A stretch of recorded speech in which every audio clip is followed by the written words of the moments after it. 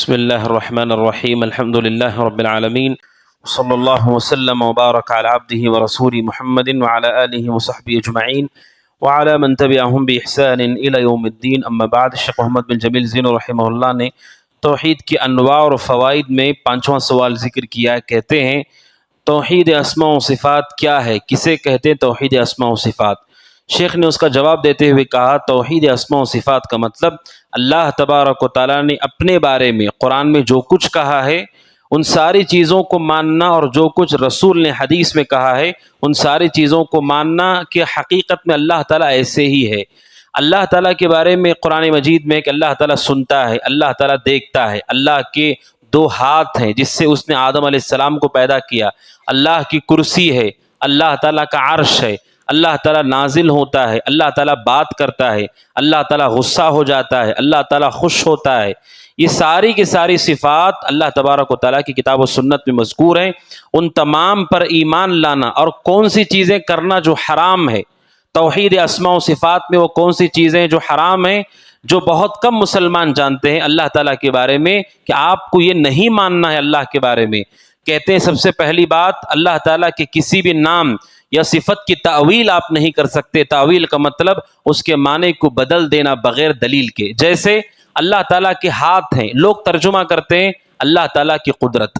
قرآن مجید میں اللہ تعالیٰ کہتا ہے آدم علیہ السلام کو اللہ نے پیدا کیا، ابلیس سے کہا سجدہ کرو، ابلیس نے نہیں کیا تو اللہ نے اس سے پوچھا ما منعک، اے ابلیس تو نے سجدہ کیوں نہیں کیا اس کو، لما خلقت بیدی، جسے میں نے 2 ہاتھ سے بنایا ہے. تو اللہ تبارک و تعالیٰ نے کہا کہ میں نے 2 ہاتھ سے آدم کو بنایا ہے. لیکن آج ہمارے یہاں ترجمہ کرتے ہیں قرآن کا 2 ہاتھ نہیں، کہتے ہیں جس کو میں نے قدرت سے بنایا ہے. تو انہوں نے کیا کیا، لفظ کو تو رکھا ایسے ہی قرآن میں لیکن اس کا معنی بدل دیا. یہ تعویل ہے، یہ حرام ہے. اللہ تعالیٰ کے بارے میں جو کچھ آیا ہے ان ساری چیزوں کو آپ ویسے ہی مانیے. وہ ماننے سے اللہ تعالیٰ ہماری طرح نہیں ہو جائے گا، کیونکہ اس جیسی کوئی چیز نہیں ہے، جیسا کہ اس سے پہلے گزر چکا ہے. پہلی چیز جو حرام ہے وہ ہے تعویل کرنا بغیر دلیل کے. نمبر 2 ولا تشبیہ، اللہ تعالیٰ کو تشبیہ دینا. جیسے کوئی آدمی کہتا ہے کہ یہ بچہ اپنے دادا کی طرح دکھتا ہے، یعنی پوری طرح دادا تو نہیں ہے، دادا کی طرح دکھتا ہے، یعنی اس کی بہت ساری صفات دادا سے ملتی جلتی ہیں. اسے کہتے ہیں تشبیہ. اللہ تعالیٰ کی کسی بھی صفت کے بارے میں یہ کہنا کہ اللہ تبارک و تعالیٰ کے ہاتھ فلاں کے ہاتھ کے جیسے دکھتے ہیں، یہ تشبیہ ہے اور یہ حرام ہے. اور تیسری چیز ہے وہ ہے ولا تمثیل، اللہ تعالیٰ کے لیے مثال دینا. مثال کا مطلب ڈکٹو. کوئی آدمی یہ کہے یہ آدمی اس آدمی کی طرح ہے، اس کا ہاتھ بالکل اس آدمی کی طرح ہے، 100% کسی چیز کے بارے میں ہم کہیں کہ یہ اس کی طرح ہے، یہ ہے مثال دینا اور یہ حرام ہے. تشبیہ بھی حرام ہے اور تمثیل بھی حرام ہے، کیونکہ اللہ کو ہم نے نہیں دیکھا ہے. ہم کیسے بتا سکتے ہیں کہ اس کا ہاتھ کیسے ہے اور اس کا قدم کیسے ہے اور اس کا دیکھنا کیسے ہے؟ تو اللہ تعالیٰ کے لیے مثال دینا یہ بھی حرام ہے. اور اسی طرح ولا تعطیل، اور کسی بھی چیز کا انکار کرنا بھی حرام ہے. اگر کوئی آدمی یہ کہے کہ میں اللہ تبارک تعالیٰ کے قدم نہیں مانتا یا اللہ تعالیٰ کی آنکھ نہیں مانتا تو اس نے انکار کر دیا قرآن کا یا حدیث کا، تو یہ حرام ہے بلکہ کفر ہے. اور اسی طرح آخری چیز ہے، شیخ کہتے ہیں ولا تکییف، کیفیت بیان کرنا یہ بھی حرام ہے. مثال کے طور پر میں آپ کے سامنے بول رہا ہوں تو میرے بولنے کی کیفیت ہے. کیفیت کیا ہے کہ ہونٹوں کی حرکت ہو رہی ہے، زبان کی حرکت ہو رہی ہے اور دانتوں کے درمیان راستہ بن رہا ہے. یہ میرے بولنے کی صفت ہے، کیفیت ہے. اللہ تعالیٰ کی بھی کیفیت ہے. اللہ تعالیٰ نازل ہوتا ہے تو اس کی ایک شکل ہوتی ہے، لیکن وہ کیفیت کیسی ہے کوئی نہیں جانتا ہے، وہ غیب ہے ہمارے لیے. تو اگر کوئی آدمی یہ کہے کہ اللہ تبارک و تعالیٰ اترتا ہے تو ایسے اترتا ہے، تو ہم یہ نہیں کہہ سکتے. کیفیت آپ نہیں بتا سکتے. میری کرسی پر بیٹھنے کی ایک کیفیت ہے کہ میرے پیر نیچے ہیں اور میرا آدھا حصہ اوپر کی طرف ہے، باقی جسم اوپر ہے. اللہ تعالیٰ عرش پر ہے، اس کی کیفیت کیا ہے، کیسے ہے؟ اللہ تبارک و تعالیٰ کے ہاتھ اور قدم اس وقت کس طرح سے ہیں، کیفیت کیا ہے، یہ ہمیں نہیں بتائی گئی. اگر کوئی کیفیت بتاتا ہے تو یہ حرام ہے. اسی لیے امام مالک رحمہ اللہ کے پاس ایک آدمی آیا، اس نے آ کر کے سوال کیا کہ اللہ تعالیٰ قرآن میں کہتا ہے کہ اللہ تعالیٰ عرش پر مستوی ہوا. عرش کہتے ہیں تخت کو. اللہ تعالیٰ عرش پر مستوی ہوا. اس نے کہا کیف استویٰ، اللہ تعالیٰ عرش پر کیسے مستوی ہوا، یعنی یہ کیسے ہوا ہے؟ جیسے میں کسی تخت پر بیٹھوں تو ہو سکتا ہے تخت اگر پورا پھیلا ہوا ہے تو میں لیٹا ہوا ہوں یا بیٹھا ہوا ہوں، پیر نیچے ہیں میرے، انسانوں کے بیٹھنے کی کیفیت ہے۔ تو اس نے امام مالک سے کہا کہ اللہ تعالیٰ عرش کے اوپر ہے، تخت کے اوپر ہے، سب سے بڑی مخلوق ہے اللہ کی وہ، تو اللہ تعالیٰ کیسے ہے اس کے اوپر؟ تو کہتے ہیں امام مالک رحمہ اللہ اتنا ناراض ہو گئے کہ اتنا کبھی ان کو غصے میں نہیں دیکھا گیا۔ امام مالک کے جسم سے پسینہ بہنے لگا پانی کی طرح، اتنا گھبرا گئے وہ، اور انہوں نے اس وقت جواب دیتے ہوئے کہا اللہ تعالیٰ عرش پر ہے، اتنا اس نے ہمیں بتا دیا ہے، اس پر ایمان لانا واجب ہے۔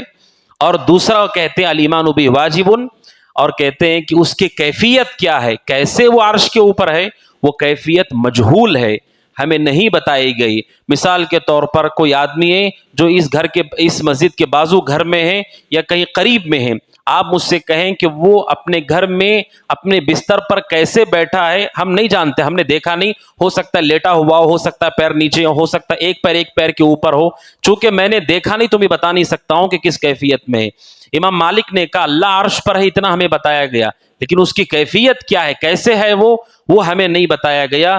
امام مالک رحمہ اللہ کہتے ہیں اس کے بارے میں سوال کرنا بدعت ہے، لہٰذا اگر کوئی آدمی سوال کرتا ہے اس کے بارے میں تو یہ بدعت ہے، یہ جائز نہیں ہے، کیونکہ ہمیں اس کا علم نہیں دیا گیا۔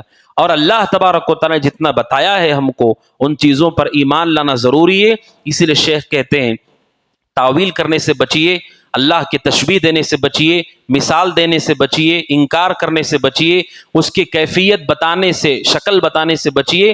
اور کہتے ہیں مثال دو دی انہوں نے، جیسے اللہ تعالیٰ کا عرش پر مستوی ہونا ہے، اللہ تعالیٰ عرش کے اوپر مستوی ہوا، اسی طرح اللہ تبارک و تعالیٰ آسمانی دنیا پر ہر رات آخری پہر کو اترتا ہے، اللہ تعالیٰ نازل ہوتا ہے، اور اسی طرح اللہ تعالیٰ کے ہاتھ ہیں۔ شیخ کہتے ہیں یہ ساری چیزیں جیسے اللہ کی شان ہے ویسے ہوتی ہیں، اللہ کی جیسے شان ہے ویسے وہ ہوتی ہیں، ہمیں اس کے بارے میں نہیں بتایا گیا۔ اور دلیل انہوں نے کہا لیس کمثلہ شیء وہو السمیع البصیر، اللہ تعالیٰ کہتا ہے میری جیسی کوئی چیز نہیں، اس جیسی کوئی چیز نہیں، اور وہ سننے والا اور دیکھنے والا ہے۔ اسی لیے علماء کہتے ہیں اگر کوئی مسلمان اللہ تعالیٰ کی صفات کی مثال دے کہ اللہ تعالیٰ کے ہاتھ ایسے ہیں، چہرہ ایسے ہے، کہتے ہیں کہ وہ اصل میں اللہ کی نہیں بت کی عبادت کر رہا ہے، کیونکہ بت کو انسانوں نے بنایا ہے، اور آپ بھی اپنے ذہن میں اللہ تعالیٰ کے لیے مثال بنا رہے ہیں، تو آپ اللہ کی نہیں بت کی عبادت کر رہے ہیں، مثال دینا جائز نہیں ہے۔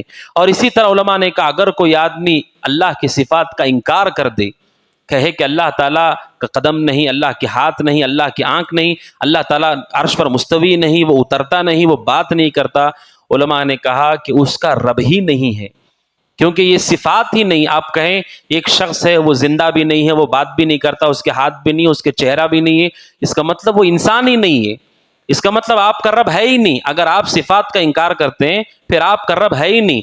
جبکہ ابراہیم علیہ السلام نے اپنے والد سے کیا کہا، اس کی عبادت کیوں کرتے ہو جو دیکھ نہیں سکتے، سن نہیں سکتے، یعنی اس کا مطلب اس کی عبادت کرنا ہے جو دیکھتا ہے، سنتا ہے، بات کرتا ہے، نفع دیتا ہے۔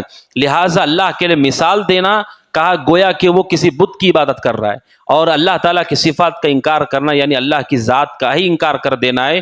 اور حدیث شیخ نے ذکر کی، اللہ کے نبی صلی اللہ علیہ وسلم فرماتے ہیں اللہ تعالیٰ ہر رات آسمانی دنیا پر نازل ہوتا ہے، اور شیخ نیچے کہتے ہیں اللہ تعالیٰ کا نازل ہونا بندوں کے نازل ہونے کی طرح نہیں ہے۔ میں اگر کسی سیڑھی سے نیچے اتروں تو میرے اترنے کی ایک شکل ہوتی ہے، ایک قدم کے بعد دوسرا قدم رکھتے ہوئے نیچے کی طرف آتا ہوں، میرے آنے کی ایک کیفیت ہے، ایک مثال ہے، ایک مشابہت ہے۔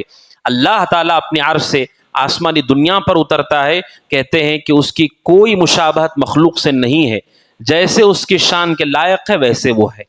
لہٰذا توحید اسماء و صفات میں اس سے پہلے ہم نے یہ سیکھا تھا اللہ تعالیٰ اپنی ذات اور صفات میں اکیلا ہے، ہم سب مانتے ہیں کہ اس کی طرح کوئی مخلوق نہیں۔ ان چیزوں سے بچنا ضروری ہے کہ اللہ تبارک و تعالیٰ کے لیے مثال نہ دیں، تشبیہ نہ دیں، اور اسی طرح اس کی کیفیت وغیرہ نہ بیان کریں، بلکہ ہم ایمان لائیں کہ ہمارا رب حقیقی معبود ہے، اس کی صفات ہیں، اور جیسے اس کے شان کے لائق ہیں ویسے ہیں۔ دنیا میں بھی آپ دیکھیے آنکھیں ہماری بھی ہیں اور آنکھیں مچھر کی بھی ہیں، کیا کوئی آدمی یہ کہے گا کہ مچھر کی آنکھیں انسان کی طرح ہیں؟ جب مخلوق آپس میں ایک دوسرے سے نہیں ملتی ہے، ہماری آنکھیں ہمارے برابر ہیں، جانور کی آنکھیں جانور کے برابر ہیں، کسی کی آنکھیں بڑی ہیں، کسی کی چھوٹی ہیں۔ جب انسانوں کی صفات آپس میں ایک دوسرے سے نہیں ملتی ہیں تو ہم کیسے کہیں گے کہ اللہ تعالیٰ کے ہاتھ نعوذ باللہ ہماری طرح ہیں، جب مخلوق کے آپس میں نہیں مل رہے؟ اس کا مطلب یہ کہ خالق سے مخلوق کی کوئی مشابہت نہیں ہے، اللہ تعالیٰ ان ساری چیزوں سے پاک ہے، ان تمام صفات پر ہم ایمان لائیں۔ اللہ تبارک و تعالیٰ سے دعا کہ اللہ تعالیٰ ہمیں توحید اسماء و صفات پر ایمان لانے کی توفیق عطا فرمائے، آمین۔ ھذا وصلی اللہ وسلم علی محمد وعلی آلہ وصحبہ اجمعین۔ السلام علیکم ورحمۃ اللہ وبرکاتہ۔